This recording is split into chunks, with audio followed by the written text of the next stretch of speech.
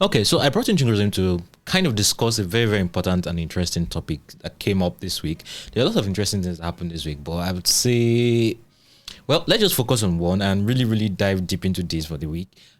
So, Chingosim, what's up? Let's do this with a little ginger and spice. You're grooved? You're good? Let me sit up. You're sitting up. Good. Good. So, how was the week? Very, very okay. Very okay. Yeah. Nothing major. Nothing special. Did you meet somebody? Did I meet someone? Man, I didn't. But you meet someone over the break? No, I did not. Sadly, Okay. nobody wanted to meet me. I guess. All right. So eligible bachelor here too, but Yes, that's beside the slide point. into my DMs. I do not bite. Okay. So over the week we saw Airtel launch 5G. No, not launch 5G. They didn't launch 5G. They acquired 5G spectrum. For the uninitiated, a 5G spectrum, you can think of it as a basket, and you think of the spectrum as think of it as a basket. The spectrum, every external communication you do on the internet or with mobile devices like calls, SMS, anything you do passes through airwaves like channels in the air. And there are frequencies called spectrums. And once you acquire them, there's a limit to how much information that can pass through at a time, right?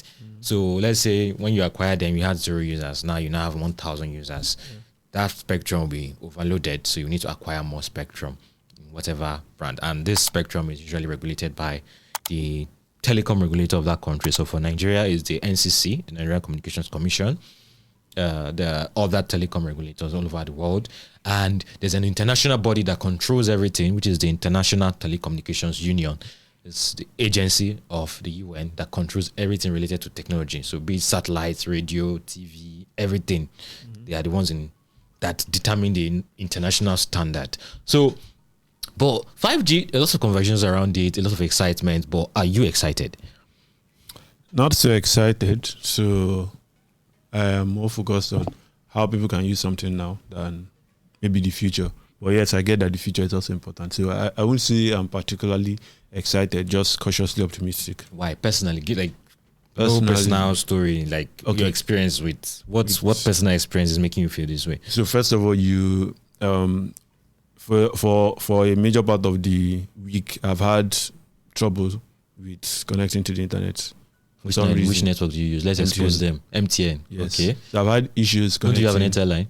I used to, but I've had to stop using it because I had it and it wasn't working. So I would have like 100 gig, and it was almost like they would wait once I have a lot of data, and then it suddenly starts acting up. I wouldn't be able to do anything. It was a router, right? A router. Yeah. Who uses an MTN router here? Is it good? It's sometimes, like, it's good in Lagos sometimes, but in Benin it was trash. And then, but in Abuja, surprisingly, it's really, really good. Okay, so depending on location, you get different levels of, wow, that's interesting. So we have a lot of issues with 4G. Now, yeah, and there's also the macro. I wrote an article about it, right? Is Africa ready for 4G or for 5G? Yeah. And yeah, there are macroeconomic considerations, the money, how many people can even afford it, la-di-da-di-da. Then I also had a conversation with an MTN executive that evening, and it was like everything we're complaining about with 5G as against 4G was the same thing that was happening when you were launching 4G. And 3G was what we had. So yeah, there are a lot of interesting things to really, really look at there. So head over to Techpoint Africa. Then Kenya just implemented 16% VAT for Google users. I don't understand. Or is it Google that implemented Kenya's directive? Yeah, it's Google. Obviously, it's going to be based off what the Kenyan government or any agency that regulates 16%. Yeah. 16%. Nigeria is 7.5%. Come on. It's a lot, but you can't blame them. They will need to also make some money. So if they ideally it will be lower than that. But if the government is not so warm towards them, they may just decide to leave it at that. So I guess it falls back on whether the Kenyan people are okay with it or whether they just accept it.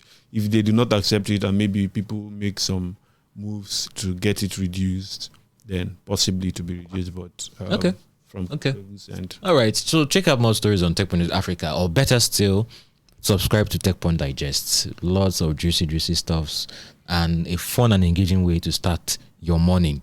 You can also see the story of the robot lawyer that is defending people in court. I mean, Yeah, it's taking everything. Yeah, but I just saw an article from. Yeah, but that's by the way. So coming to today's main story, Nigerian fintech startup CredPal just launched a ride now, pay later service, so you can ride with in partnership with boats.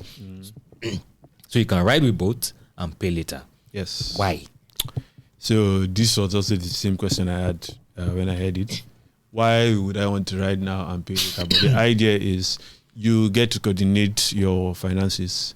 So for a lot of people, not a lot of people, but financial experts will advise you to have like a budget. So you, at the beginning of the month or at whatever time you want, you say, oh, this is how much I will spend on this amount of, on this item. And then you just do it for every area of your life. So what from the conversation I had with the CEO of CredPal, he was advocating a scenario where rather than wait to pay every single time you use Bolt, you just use Bolt and you do not pay. But at the end of the month, so usually in Nigeria, you get paid between the 24th and the 31st, or in some cases the next month. So the moment your repayment cycle would coincide with that period when you get your salary.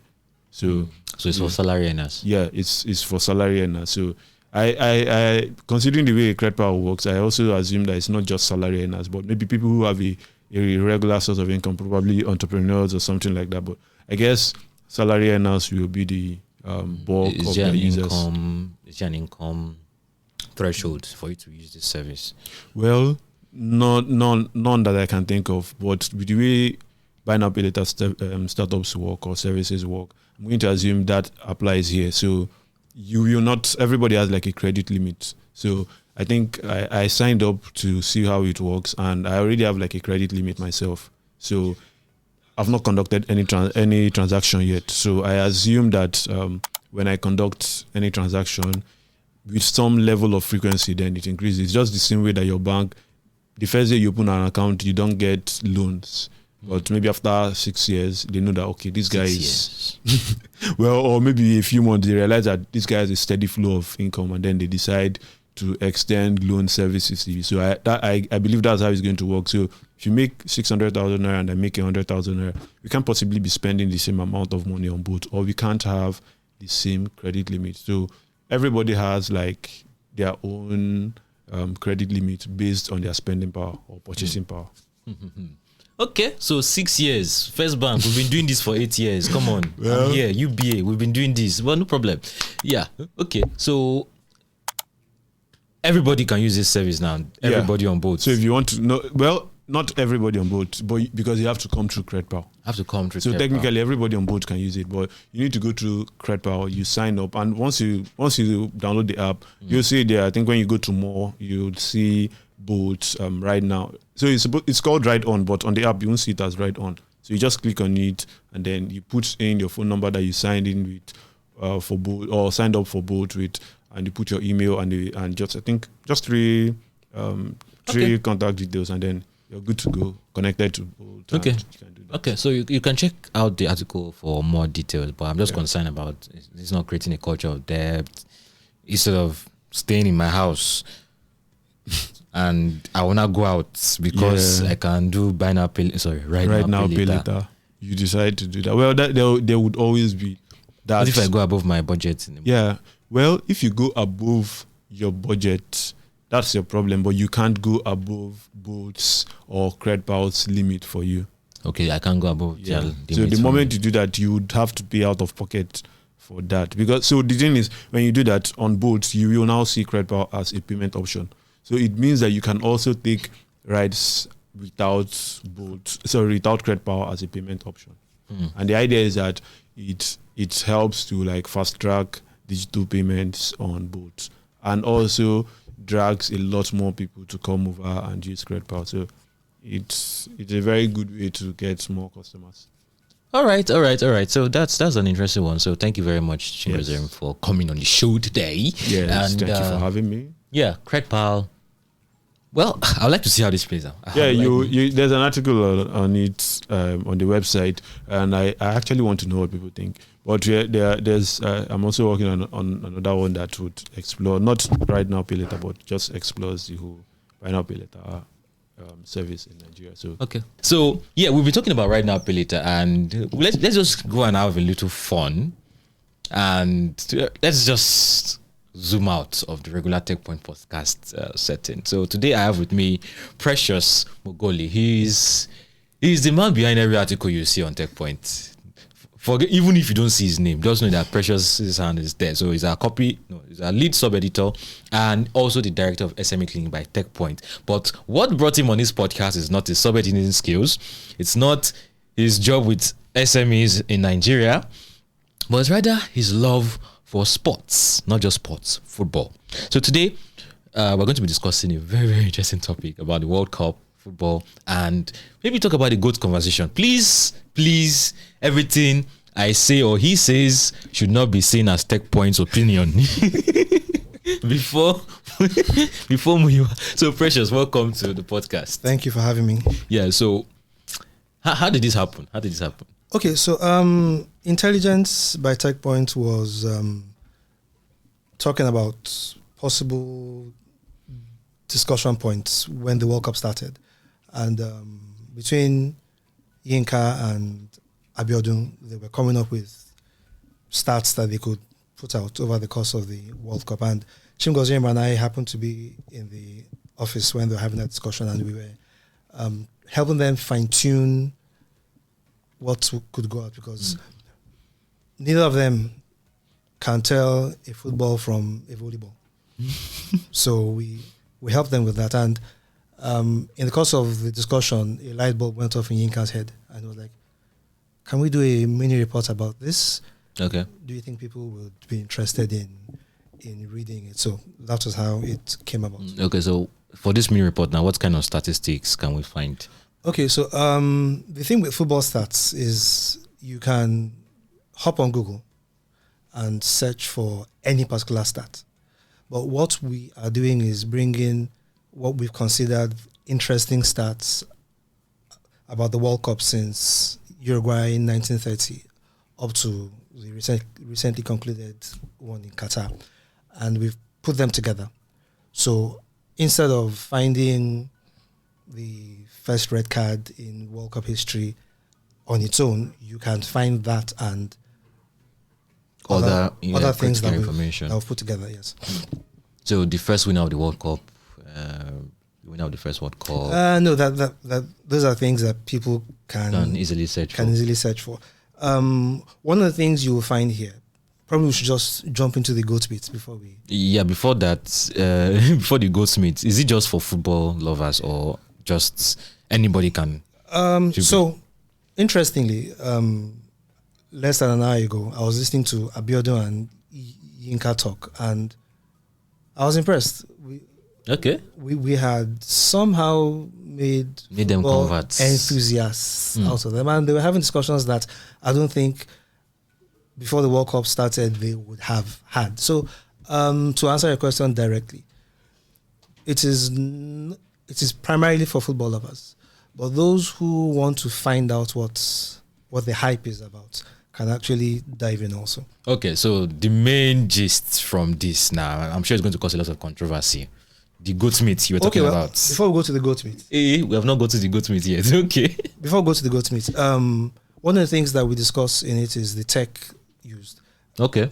Qatar is they hosted the most tech advanced World Cup in history. There's something that I found very interesting. They actually made plans for those who are visually impaired. Wow. So there's something called the Bonocle, and it's like a smartphone or tablet controller. It converts the content on the screen to Braille in real time. So they can actually follow what's going on. Of course, those who are visually impaired are not necessarily hearing impaired. So they can associate the Braille that they feel with the sounds. With Peter Jury and all the Exactly. poets. Exactly. Okay. So just to round up, right? Yeah.